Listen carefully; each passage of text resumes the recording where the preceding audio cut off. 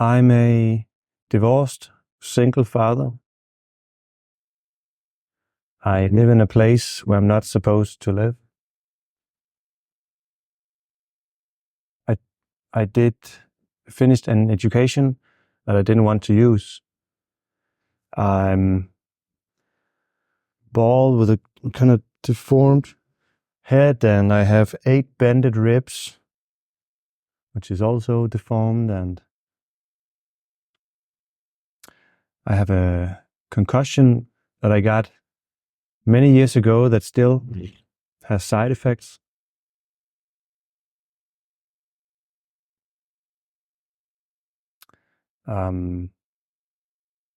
Many things in my family went horribly wrong, and our family dynamics can be very destructive sometimes. And I don't even speak to my dad, like at all. We have 0 contact because of misunderstandings.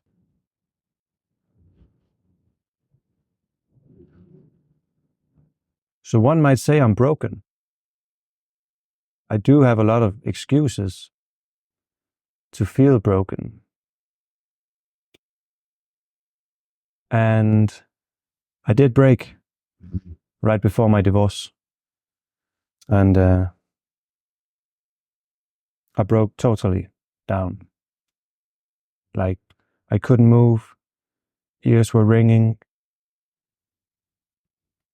I just lost it. I broke completely. But I'm rebuilding. And that's today's drive subject. Let's get going. All right. Let's go. I guess we're all broken somehow because we all came into this life without choosing it, and we're all going to leave at some point. We're all going to die, right?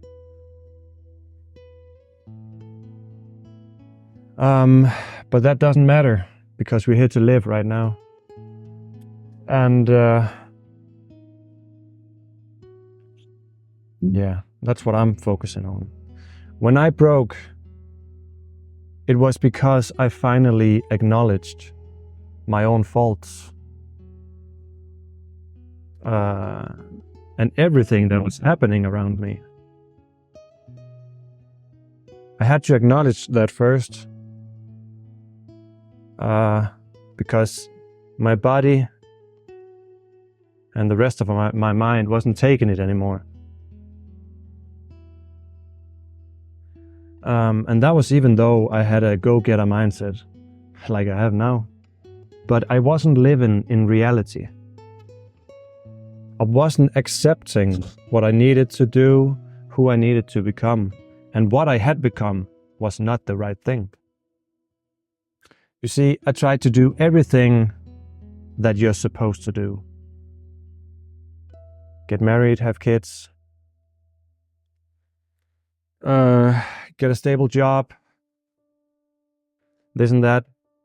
And that's all well and good. But you have to do it on your own terms. You have to do it in your own pace. And if you don't feel like doing it, you should definitely not be doing it. But I finally broke. And it is a blessing. It truly is. Even though it's horrible when it's happening, that means that you actually get to, when you acknowledge that, okay, I fucked it. This wasn't the right thing. This is not me. This is not who I am. What's going on? What did I do wrong? Then when you finally start to ask the right questions, like I did, the rebuild of the truth began. And so I've been rebuilding for a year and a half now, and Things are moving slow, but they are moving in the right direction. You can live the most fast-paced life and make it look like you are progressing on so many levels. But on the inside, you're dying. And not in a physical way, but in a spiritual way.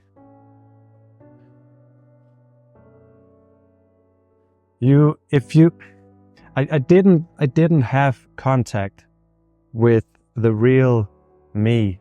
I was shoving all that away so that I could live up to the pressures of family, society, like doing the right thing. Because that's what I had been doing most of them, like all my life. Going through all the institutions, primary school, the next education and the next education. Trying to get the girlfriend and basically just doing something that I didn't know why I was doing.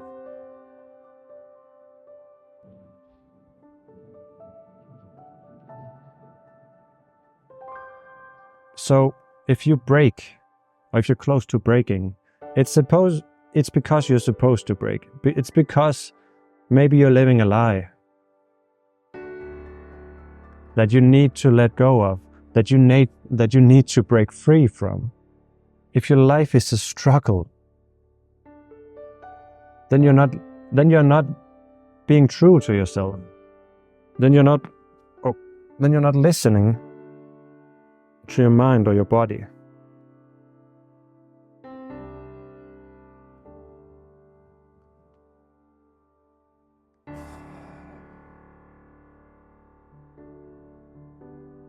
Like, the identity that is killing you has to die before the new identity can be born.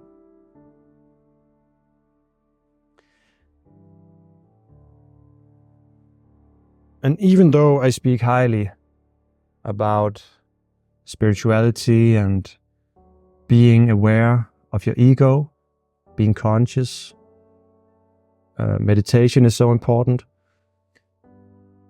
you still have an identity. And that identity is like your main player in this game we call life, even though it sounds cliche. So why not learn who that is, how he works, how she works? That should be your main priority.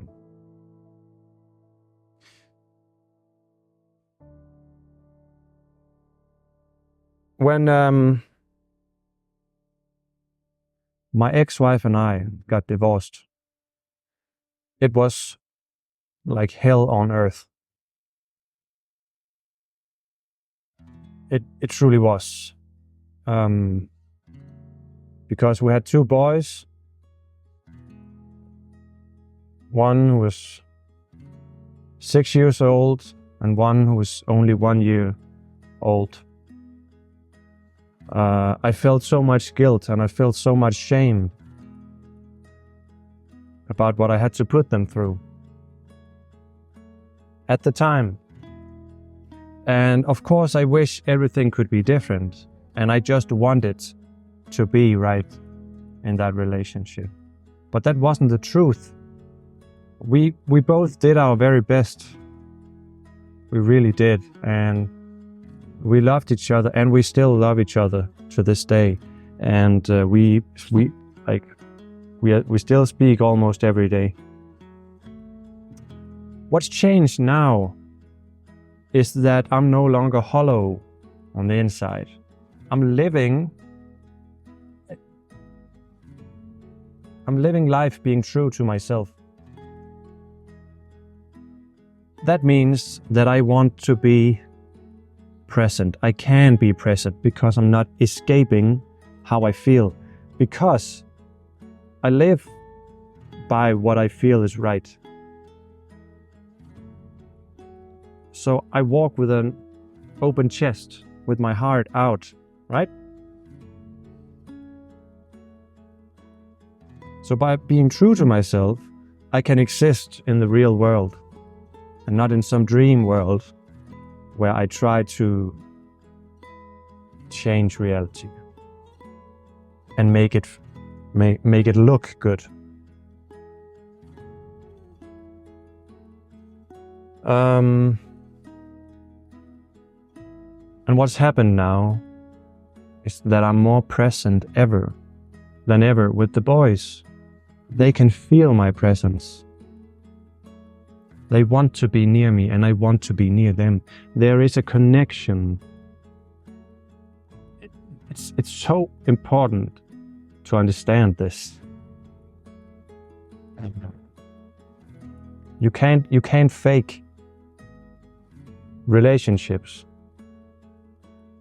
And especially kids, they sense everything, they know everything. If you're lying to them, not verbally, but like spiritually, if you lie to your kids spiritually, they know. And you can't fool any kid because they are spiritually clean. It's only a few years later that you can start to poison your soul. Of course, some kids are very neglected and they need a lot of healing when they become older, right? And now I'm just talking about kids that are not broken from the start. Kids that actually got a chance to grow up slowly. Not become an adult or a sinner early in life.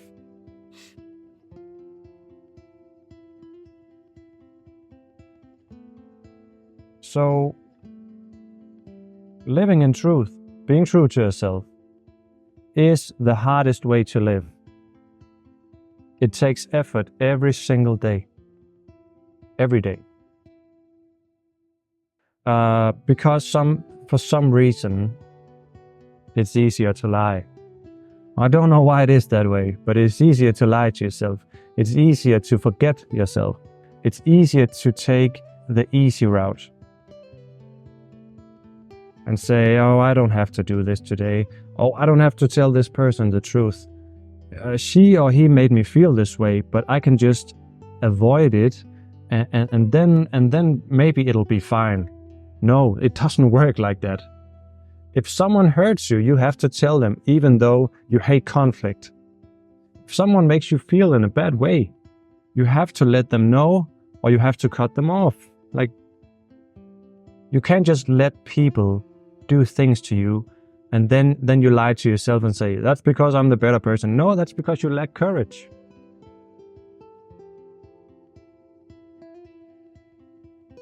If you're a coward, that's okay. I was a coward for the most of my life. But for the last year and a half, I've been working on being courageous. I've been working on speaking my mind no matter the costs. That's why you see me talking today on this YouTube channel. Do you feel I'm authentic or do you feel I'm fake? And be honest. I feel I'm authentic. I mean what I say. And I want to do something positive in this world. Not only for your guys' sake, trying to inspire in some way, the best way that I can, also for myself. I want to feel good. But I've learned that feeling good, like you can feel good in an instantly gratified way, which is a fake way, which is like a synthetic drug, or you can do the work and feel joy. Joy comes from the inside when you know that you have this joy about life. If you want to be happy, feel happiness all the time, that's external. That's why you get stuck on the screens or with the porn or with the highly satiating food. Joy comes from the inside when you know, I did my work, I spoke truthfully, I cared for the people that I spoke with. I care about people. Like, I don't fake caring about people so that people can make me feel good. Like I truly want the best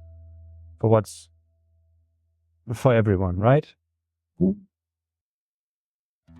And I don't care what people say about that. Oh, you got a savior complex. You got this and that. Like, we're all on this earth. And we're all kind of broken. Because we all try to escape the fact that we're going to die. We might as well try and bring out the joy in each other. And bring out our own joy. You can't save anyone if you haven't saved yourself. Your mind, your body, your spirit, your soul.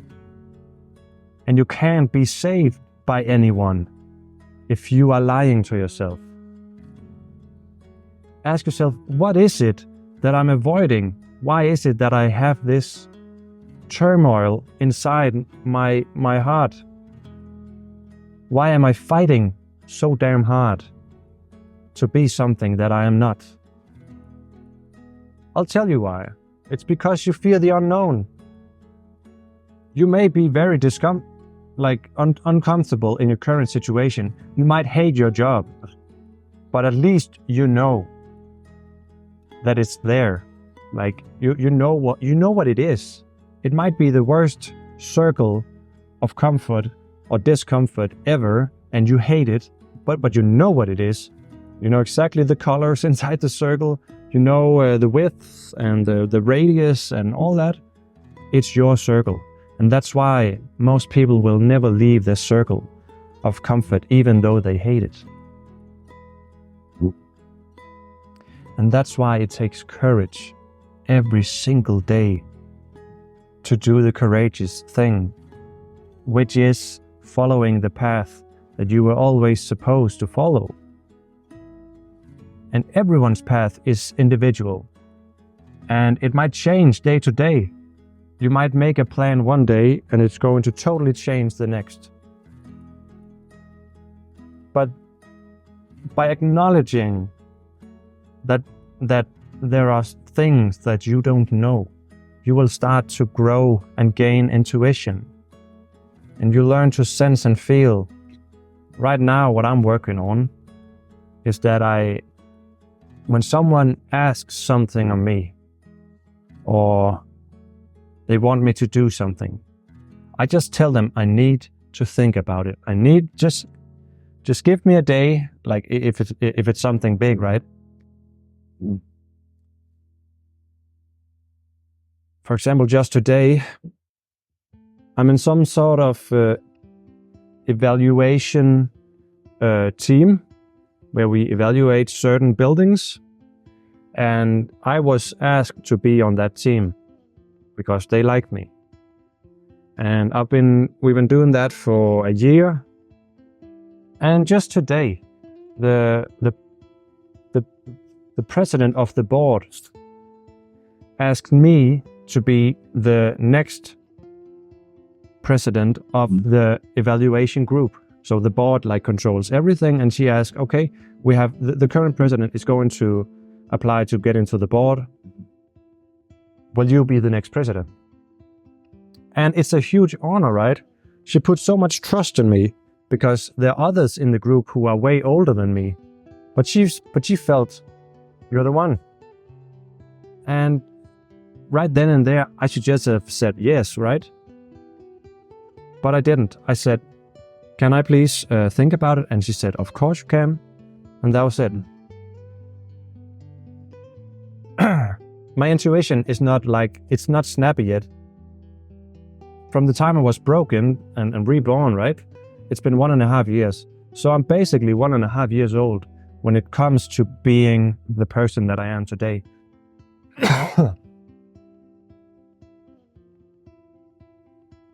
And it's tough sometimes, man.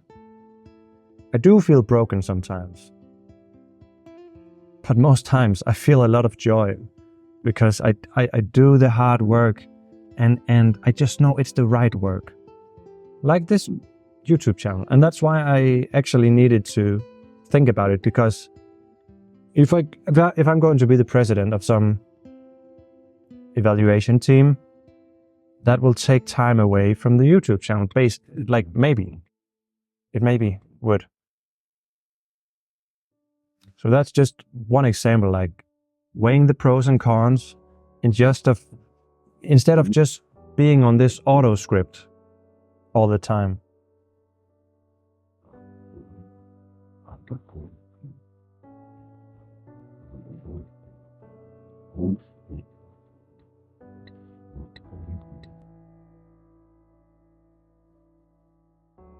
Another example is that we make thousands of decisions every day, and some of them we say yes even though we really want to say no. And sometimes we are very prideful instead of just asking for help. Today, I just came from the jiu-jitsu class, and there was this guy who a month back made a baseball joke on me, and he injured my throat. And for a week and a half, I was injured, and it really hurt. And I was going to roll with him today, and I just asked him, "Sir, please, you injured my neck, my throat last time. Would you please not do the baseball throat?" And he said, "Oh, sure." And then we got to a position where I once again opened my throat for his attack, and he went for the baseball joke, but he didn't do it. And he showed me this is where I would have done it. And you just need to do this. And he showed me.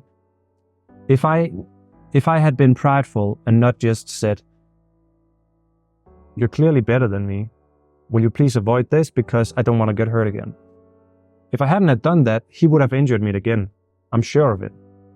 But I got rewarded for being honest and being humble in that certain situation. You don't need to be humble in every situation. And then he showed me something. It's like you give and you take. You take and you give. But if one person is not willing to play that game, those people will not connect. Do you see what I'm talking about? It's about being open and being confident, being open and being humble, acknowledging your mistakes and your faults. We are all broken, but it's okay. We're not supposed to be perfect all the time. We can be. But if we keep being honest with ourselves, miracles start to happen. If we stop destroying ourselves, the body and the mind and the soul actually begins to rebuild. That's why I think you should stop doing all the self-destructive behavior, all the drinking and excessive snacking, the porn use, smoking. I said drinking, didn't I?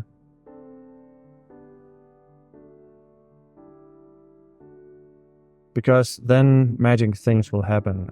And there are so many books on those topics, and ancient books as well. Bible, Quran, Bhagavad Gita, they all try to say it, but the words don't matter. It is what the words lead to. All the words and texts, they lead to a truth. A truth that what goes around comes around. If you lie to yourself, your entire life will be a lie. If you are being truthful to yourself, your entire life will be real. It will be real. It might not always be comfortable, but it will be real, and things will start to align. And don't be too harsh on yourself. Just forgive yourself. We will keep failing. I will keep failing. But there are some beautiful things we can do. Okay. That's the end of the road. I'm going to do many more of these. And to each and every one of my subscribers, I love you all. I love you to bits. There's been an inflow of more people recently, and I've been enjoying reading the comments and seeing all you guys. I am so thankful. So I'll see you in the next one. Peace.